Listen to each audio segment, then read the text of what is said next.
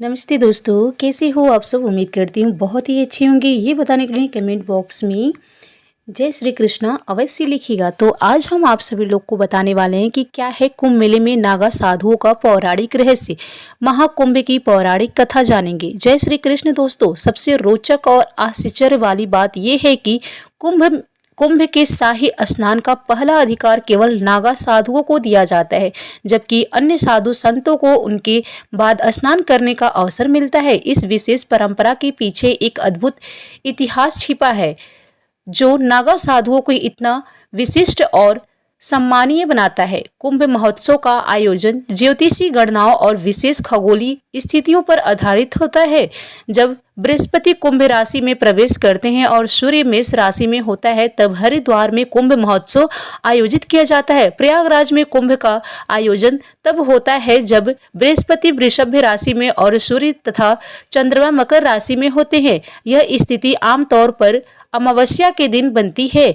नासिक में गोदावरी नदी के तट पर कुंभ महोत्सव तब होता है जब सूर्य और बृहस्पति सिंह राशि में प्रवेश करते हैं। उज्जैन में कुंभ तब मनाया जाता है जब बृहस्पति सिंह राशि में और सूर्य मेष राशि में होता है। महाकुंभ का आयोजन हर 12 साल में होता है। वेदों में बताए गए खगोल विज्ञान के अनुसार ब्रह्मांडी ऊर्जा और एक चक्र हर 12 साल में विशेष रूप से सक्रिय होता है। बृहस्पति और सूर्य की इन विशिष्ट खगोलीय स्थितियों के दौरान यह ऊर्जा पृथ्वी के कुछ खास स्थानों पर केंद्रित होती है। यही कारण है कि कुंभ महोत्सव धार्मिक और आध्यात्मिक दृष्टि से इतना महत्वपूर्ण है। कुंभ मेला दुनिया के सबसे बड़े धार्मिक आयोजनों में से एक है। इसकी भव्यता और विशालता ऐसी है कि इसे अंतरिक्ष से भी देखा जा सकता है। साल 2019 में भारतीय अंतरिक्ष अनुसंधान संगठन यानी इसरो ने इस अपने 2 उपग्रह के जरिए कुंभ मेले की तस्वीरें खींची थी। इन अद्भुत तस्वीरों में त्रिवेणी संगम की पवित्रता और नए यमुना पुल की सुंदरता साफ साफ दिखाई दे रही थी। यह नजारा न केवल आस्था का प्रतीक है, बल्कि यह भारत की संस्कृति और धार्मिक एकता की एक झलक भी दिखाता है। महाकुंभ में स्नान का कर्म बहुत पवित्र और अनुशासित होता है। सबसे पहले नागा साधु स्नान करते हैं, फिर संत समाज और उसके बाद गृहस्थ लोग संगम में स्नान करते हैं। नागा साधु भारतीय आध्यात्मिकता और संस्कृति का एक रहस्यमय और रोचक पहलू है। इसके बारे में जानना हमारी प्राचीन परंपराओं और अध्यात्म को समझने के लिए बेहद ही जरूरी है। भस्म से रमा नग्न शरीर, लंबी जटाएं, हाथ में कमंडल लिए नागा साधु, जिनकी उपस्थितियां अपने आप में एक रहस्यमय है। यह साधु अपना और अपने परिवार का पिंडदान स्वयं करते हैं, जिसे विजवान कहा जाता है।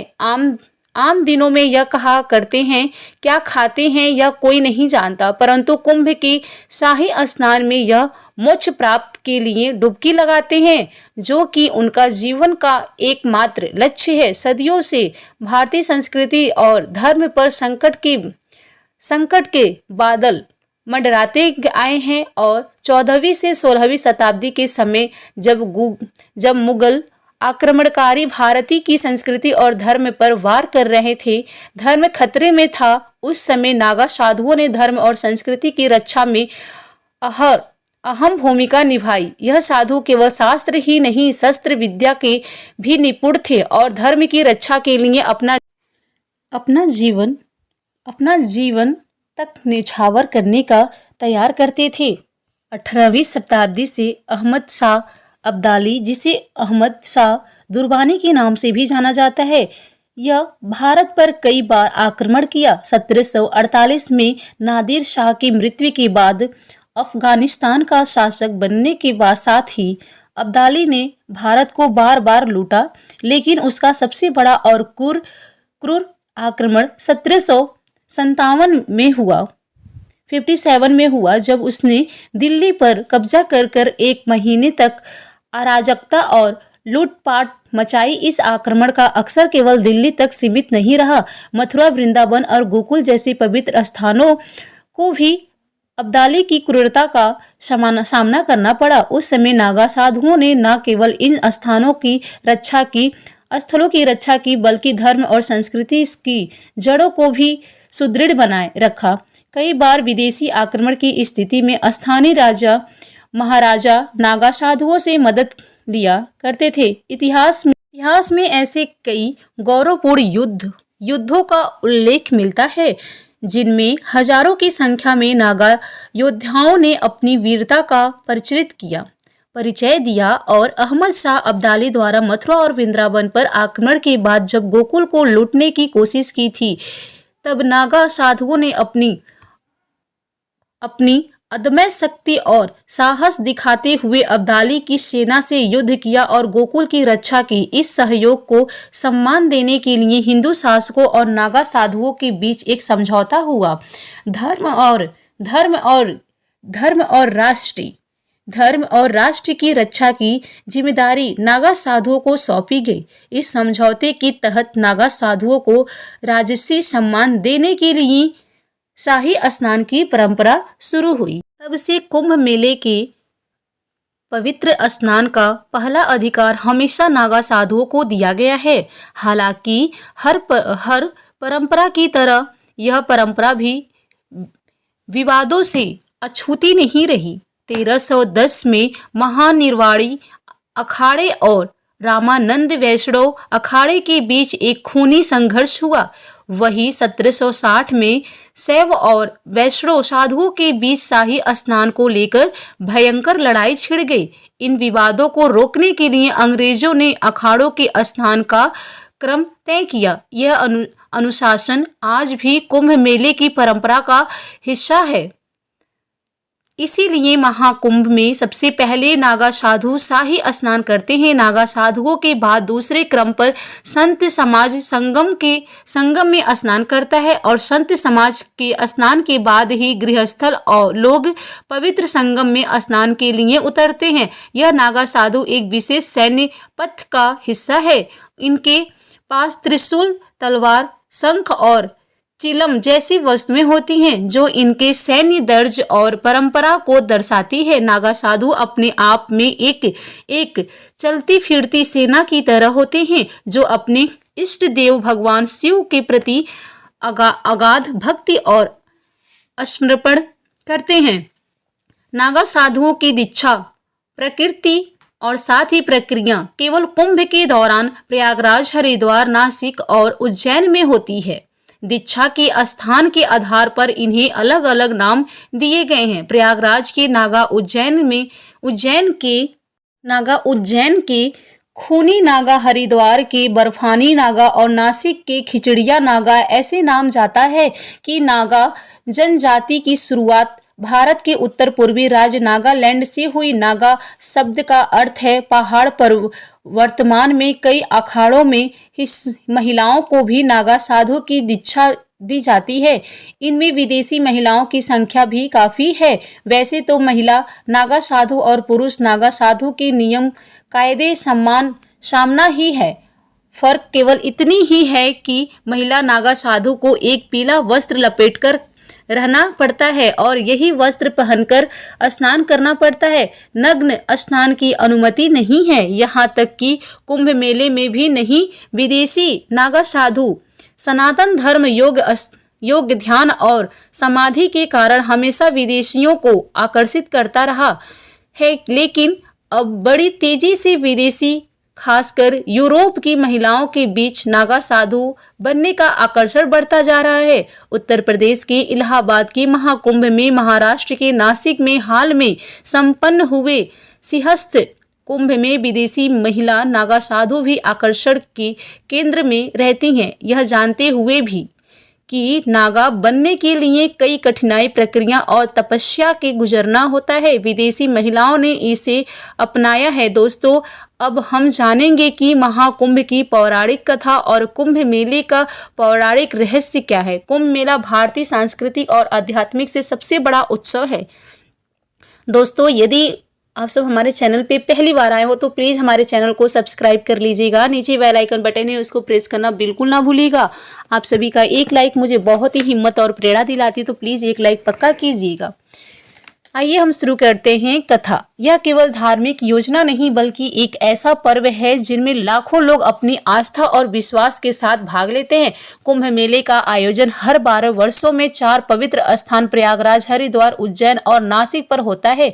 इन स्थानों को पवित्र इसलिए माना जाता है क्योंकि यहाँ समुद्र मंथन से प्राप्त अमृत की बूंदें गिरी थी। कुंभ मेले की कथा का संबंध समुद्र मंथन में है। तो आइए जानते हैं कि क्या है कुंभ मेले का पौराणिक रहस्य। कुंभ मेला इतना विशाल और भव्य होता है कि अंतरिक्ष से भी देखा जा सकता है, लेकिन हमारे मन में यह सवाल जरूर उठता है कि यह इतना विशाल, भव्य और प्राचीन योजना आखिर यहाँ कहाँ से शुरू हुआ होता है और इसके पीछे का इतिहास क्या है। क्या इसका उल्लेख भारतीय वेदों, पुराणों और धर्म ग्रंथों में मिलता है या फिर इसके पीछे कोई और गहरी और रहस्यमय कहानी छिपी है। महाकुंभ का आयोजन प्रयागराज के त्रिवेणी संगम पर होता है, जहां गंगा, यमुना और सरस्वती नदियों का संगम माना जाता है। लेकिन यहाँ केवल गंगा और यमुना ही दिखाई देती है। आखिर सरस्वती नदी क्यों नहीं दिखाई देती है, ये जान लेते हैं। सरस्वती नदी अदृश्य हो गई हैं। यह केवल एक धार्मिक मान्यता है या इसके पीछे कोई गहरा धार्मिक, रहस्यमय या वैज्ञानिक रहस्य छिपा हुआ है। और प्रयागराज में स्थित अक्षयवट, जिसे अमर वृक्ष माना जाता है, जो सृष्टि के विकास और प्रलय का साक्षी रहा है, इसके पीछे का इतिहास और महत्व क्या है। 2025 में महाकुंभ में भारत के 13 प्रमुख अखाड़े हिस्से लेने वाले हैं। अखाड़ों का इतिहास और उनका महत्व क्या है, इन सभी सवालों का जवाब और महाकुंभ के अनसुने रहस्यों को जानने के लिए हमारे साथ अंत तक जरूर जुड़े रहिए, क्योंकि यह केवल एक मेला नहीं बल्कि आस्था, विश्वास और संस्कृति का संगम है। प्राचीन ग्रंथों में कुंभ मेले का स्पष्ट उल्लेख नहीं मिलता, फिर भी इसे भारत का सबसे बड़ा तीर्थ माना जाता है। यही नहीं, इसे यूनेस्को ने मानवता की सांस्कृतिक विरासत की सूची में भी शामिल किया है, जो इसकी ऐतिहासिक और सांस्कृतिक महत्व को दर्शाता है। कुंभ संस्कृति का ऐसा शब्द है जिसका अर्थ होता है कि कलश या घड़ा। लेकिन अब सवाल यह उठता है कि अगर कुंभ केवल पानी का घड़ा है तो यह इतना बड़ा और विश्व विख्यात त्योहार कैसे बन गया है। दोस्तों, अब हम आपको महाकुंभ के आरंभ से लेकर के अभी तक की पूरी यात्रा के बारे में बताएंगे। कुंभ मेले के इतिहास को समझने के लिए हमें 2 प्रमुख पौराणिक कथाओं को जानना होगा, जो इस पर्व की गहराई और महत्व को उजागर करती है। तो दोस्तों, आइए सुनते हैं महाकुंभ मेले की पहली कथा। यह कथा सर्पों और गरुड़ देव के बीच की है, जो ऋषि कश्यप और उनकी 2 पत्नियों कंद्रु और विनता से जुड़ी हुई है। कंद्रु और विनता आपस में 2 बहनें थीं और ऋषि कश्यप की पत्नियां भी थीं। एक दिन कंद्रु ने ऋषि कश्यप से वरदान मांगा कि उसे 1000 विषैले और शक्तिशाली पुत्र चाहिए। ऋषि कश्यप ने तथास्तु कहा और कंद्रु को 1000 अंडे प्राप्त हुए। यह देखकर विनता ने भी वरदान मांगा कि भले ही उसके पुत्र कम हो, लेकिन वे कंद्रु के पुत्रों से अधिक शक्तिशाली हो। ऋषि कश्यप ने उन्हें भी तथास्तु कहा और विनता को दो बड़े अंडे प्राप्त हुए। समय बीतने के साथ साथ कंद्रु ने 1000 अंडे फूट गए और उसमें से सांप उत्पन्न हुए। उन सर्पों की मां कंद्रु को माना गया। दूसरी ओर विनता के अंडे अभी नहीं फूट रहे थे और उत्सुकता में उसने एक अंडा समय से पहले फोड़ दिया। उसमें से एक अधूरा जीव उत्पन्न हुआ, जिसका शरीर कमर तक ही विकसित हुआ था। वह जीव गुस्से में बोला, माँ, आपने मेरे साथ यह अन्याय किया है, लेकिन कृपया आप दूसरे अंडे के साथ ऐसा मत कीजिएगा। वह जीव उड़ गया और उसका नाम गरुड़ रखा गया। आगे चलकर वह सूर्यदेव का सारथी बना। एक दिन कंद्रु और विनता ने सूर्यदेव के सफेद घोड़े को देखकर शर्त लगाई। विनता ने कहा कि यह घोड़ा पूरी तरह सफेद है, जबकि कंद्रु ने कहा कि उसकी पूंछ काली है। यह शर्त उसकी प्रतिष्ठा पर आ गई और तय हुआ कि जो भी हार गया उसे दासी बनना पड़ेगा। कंद्रु ने अपने नागपुत्रों से कहा कि वे सूक्ष्म रूप धारण किए हैं, घोड़ों की पूंछ से चिपक जाएं ताकि वह काली दिखाई दे। नागों ने ऐसा ही किया और कंद्रु शर्त जीत गई। विंता को हार मानकर दासी बनना पड़ा। कुछ समय बाद विंता के दूसरे अंडे से एक शक्तिशाली जीव निकला जिसका चेहरा गरुड़ पक्षी जैसा था और शरीर मनुष्य जैसा था। उसका नाम गरुड़ रखा गया। जब गरुड़ ने देखा कि उसकी माँ विंता कद्रू और उसके 1000 सर्पपुत्रों की दासी बन चुकी है तो उसने अपनी मां को मुक्त कराने का संकल्प लिया। गरुड़ ने सर्पों से विंता को मुक्त कराने का उपाय पूछा तो सर्पों ने कहा, अगर तुम बैकुंठ में अमृत कलश लाकर हमें दे दो तो हम तुम्हारी मां को मुक्त कर देंगे। गरुड़ ने यह शर्त मान ली। बैकुंठ धाम पहुंचकर गरुड़ ने अमृत कलश प्राप्त किया। देवताओं ने उन्हें रोकने की कोशिश की लेकिन गरुड़ अपनी अद्वितीय शक्ति के बल पर सफल रहे। विष्णु जी ने गरुड़ को रोका और उससे पूछा, तुम इस कलश को क्यों ले जा रहे हो जबकि इसे खुद ग्रहण नहीं कर रहे हो। गरुड़ ने अपनी मां को मुक्त कराने की विधा सुनाई। विष्णु जी ने गरुड़ से कहा, अगर मैं तुम्हें यह कलश ले जाने दूं तो तुम हमेशा के लिए मेरे वाहन बनोगे। गरुड़ ने इस शर्त को स्वीकार कर लिया। गरुड़ ने अमृत कलश सर्पों के पास पहुंचाया लेकिन विष्णु जी ने अपनी मायावी शक्ति से अमृत कलश को वहां से गायब कर दिया। गरुड़ ने अपनी मां को दास्ता से मुक्त कराया। इन यात्रा के दौरान गरुड़ पर इंद्र ने कई बार हमला किया लेकिन वे असफल रहे। अमृत कलश से अमृत की कुछ बूंदे हरिद्वार, प्रयागराज, उज्जैन और नासिक पर गिरी। यही कारण है कि इन 4 पवित्र स्थानों पर कुंभ मेले का आयोजन होता है। महाकुंभ से जुड़ी सबसे लोकप्रिय दूसरी कथा सुनेंगे समुद्र मंथन की, जिसे देवताओं और असुरों के बीच हुआ एक महान प्रयास माना जाता है। चलिए दूसरा सुनते हैं। विष्णु पुराण के अनुसार एक बार दुर्वासा ऋषि ने एक दिव्य माला बनाई और इसे देवराज इंद्र को भेंट दिया लेकिन इंद्र अपने अहंकार के डूबे हुए थे और उन्होंने उस माला को अपने ऐरावत हाथी के मस्तक पर रख दिया। ऐरावत ने वह माला जमीन पर गिरा दी और अपने पैरों से कुचल डाला। महर्षि दुर्वासा ने इसे अपना अपमान समझा और क्रोधित होकर इंद्र को साप दे दिया कि उनका भय वो नष्ट हो जाए और सभी देवता अपनी शक्तियों को खो देंगे। इस साप के बाद देवता कमजोर हो गए और असुरों से पराजित हो गए। अपने वैभव और शक्तियों को पुनः प्राप्त करने के लिए ब्रह्मा जी ने देवताओं को सुझाव दिया कि वे असुरों के साथ मिलकर समुद्र मंथन करें। इस मंथन से अमृत निकलेगा जिसे ग्रहण करके वे अमर हो जाएंगे। यह बात जब देवताओं ने असुरों के राजा बलि को बताई तो वे भी समुद्र मंथन के लिए तैयार हो गए। वासुकी नाग की नेति बनाई गई और मंदराचल पर्वत की सहायता से सावन के महीने में ही समुद्र मंथन किया गया। अमृत का कुंभ यानी कलश मिलते ही असुरों और देवताओं के युद्ध हो गया। वामन पुराण के अनुसार आचार्य बृहस्पति के इंद्र के पुत्र जयत को संकेत दिया कि वह अमृत कुंभ लेकर भाग जाएं।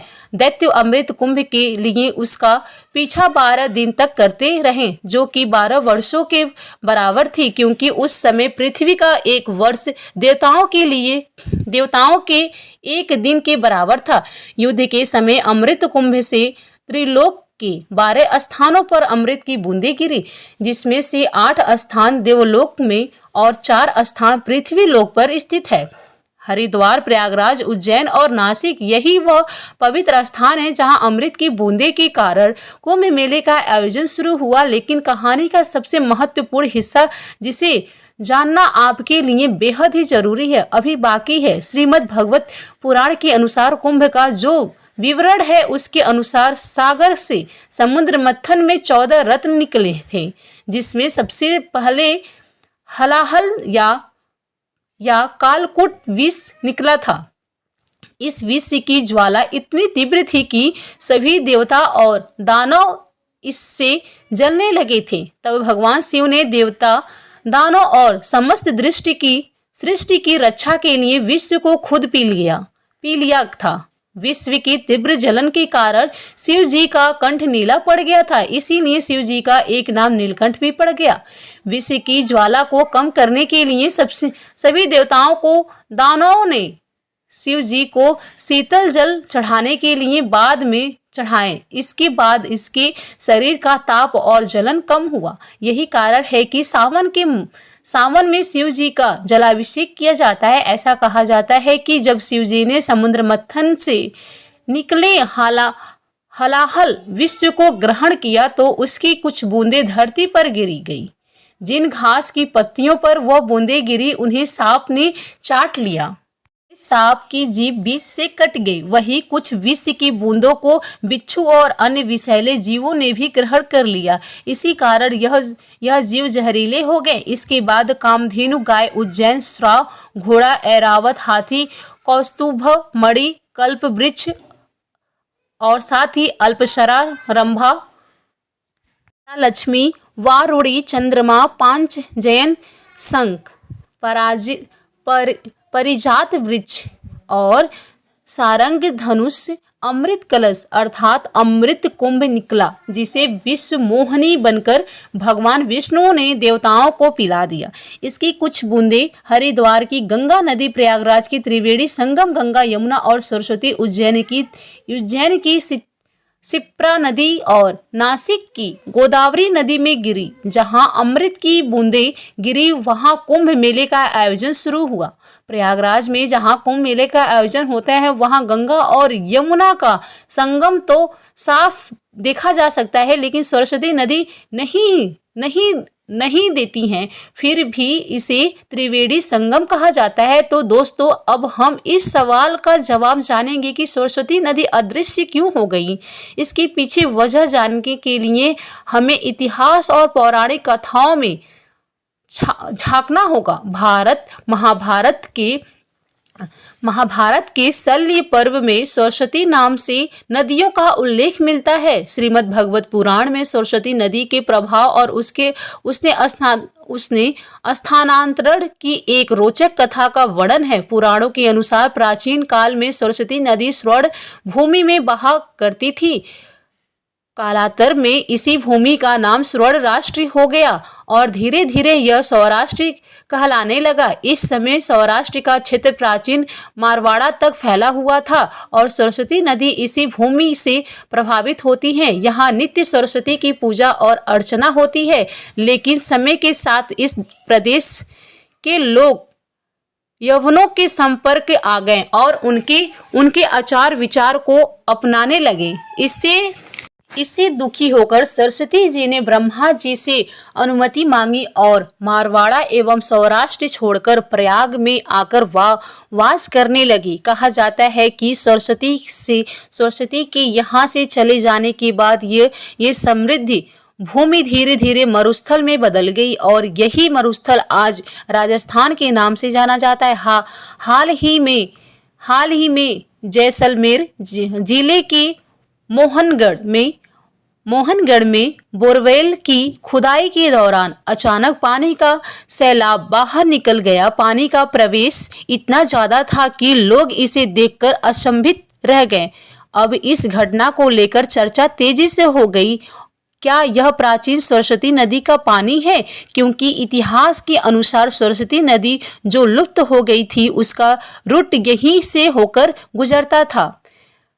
ऋषि देव में सरस्वती नदी को अनवकवती के रूप में वर्णित किया गया है। ये समृद्धि और जल की देवी के रूप में पूजा जाता है। त्रिदेव में बताया गया है कि सरस्वती नदी यमुना के पूर्व और सतलज के पश्चिम में प्रभावित होती थी। महाभारत में इस नदी को कई नामों से जाना जाता है। सरस्वती नदी मरुस्थल में सूख गई थी। महाभारत में विवरणों में भी इसके विलुप्त होने का वर्णन है। यही वह नदी थी जिसके किनारे ब्रह्मवर्त और कुरुक्षेत्र जैसे प्राचीन स्थल बसे हुए थे। महाभारत में यह भी उल्लेख मिलता है कि बलराम ने द्वारका से मथुरा तक की यात्रा सरस्वती नदी के माध्यम से ही की थी। इसके अलावा यादवों के पार्थिव अवशेषों को इसी नदी में प्रभावित किया गया था। इन विवरणों से यह स्पष्ट होता है कि सरस्वती एक विशाल और महत्वपूर्ण नदी थी जो न केवल धार्मिक और सांस्कृतिक महत्व रखती थी बल्कि यातायात और परिवहन के लिए भी उपयोगी थी। वैदिक काल में एक और नदी का उल्लेख मिलता है जिसे दृश्य धृति कहा जाता है। यह सरस्वती नदी की सहायक नदी थी और हरियाणा से होकर बहती थी। समय के साथ जब भीषण भूकंप आए और हरियाणा तथा राजस्थान की धरती के नीचे से पहाड़ ऊपर उठे तो नदियों का बहाव बदल गया और दृश्यवती नदी ने अपनी दिशा बदल ली। इसे यमुना नदी के नाम से जाना जाता है। यह सरस्वती नदी के साथ मिलकर बहने लगी और इसी कारण प्रयागराज में 3 नदियों के संगम को त्रिवेणी कहा जाता है। महर्षि वेदव्यास ने इसे तीर्थराज प्रयाग का नाम दिया, जो गंगा, यमुना और अदृश्य सरस्वती के संगम का पवित्र स्थल है। यह स्थान न केवल धार्मिक बल्कि ऐतिहासिक और सांस्कृतिक दृश्य से भी अद्वितीय है। प्राचीन ग्रंथों में कुंभ का अर्थ केवल एक साधारण कलश है, लेकिन यही साधारण शब्द दुनिया का सबसे बड़ा धर्म और संस्कृति का अमर प्रतीक बन गया। दरअसल कुंभ मेले का उल्लेख वैदिक ग्रंथों, सूत्र साहित्य, महाकाव्य, पुराण ग्रंथों, स्मृतियों का धर्मशास्त्रों में नहीं मिलता है। ऐतिहासिक किताबों में इसे माघ मेला या प्रयाग स्नान के नाम से जाना जाता है। कुंभ मेले में शाही स्नान का विशेष महत्व। पवित्र नदियों में स्नान करना हिंदू मान्यताओं का अहम हिस्सा है। 2025 में कुंभ मेला प्रयागराज में आयोजित किया जा रहा है। इसकी शुरुआत 14 जनवरी 2025 को मकर संक्रांति से हुई है और यह 25 अप्रैल 2025 तक चलेगा। इस दौरान करोड़ों श्रद्धालु संगम में स्नान करेंगे और मोक्ष की कामना करेंगे। कुंभ मेला 2025 न केवल एक धार्मिक आयोजन है, बल्कि यह आस्था, एकता और भारतीय संस्कृति का सबसे बड़ा पर्व है। यह हमें समुद्र मंथन की कथा से प्रेरणा लेकर संघर्ष और धैर्य का संदेश देता है। अगर आप आध्यात्मिकता की तलाश में हैं या भारतीय संस्कृति की गहराइयों को समझना चाहते हैं तो कुंभ मेला 2025 में भाग लेना एक अद्भुत अनुभव होगा। जय श्री कृष्ण दोस्तों, अगर आपको ये महाकुंभ की यह जानकारी अच्छी लगी हो तो कृपया कमेंट करके जरूर बताइएगा। वीडियो पसंद आया हो तो लाइक करें और अपने दोस्तों के साथ शेयर करना बिल्कुल ना भूलिएगा। कमेंट बॉक्स में जय श्री कृष्ण लिखना ना भूलें और ऐसे ही और भी बहुत सारी कहानियों को सुनने के लिए चैनल को सब्सक्राइब जरूर करें। धन्यवाद।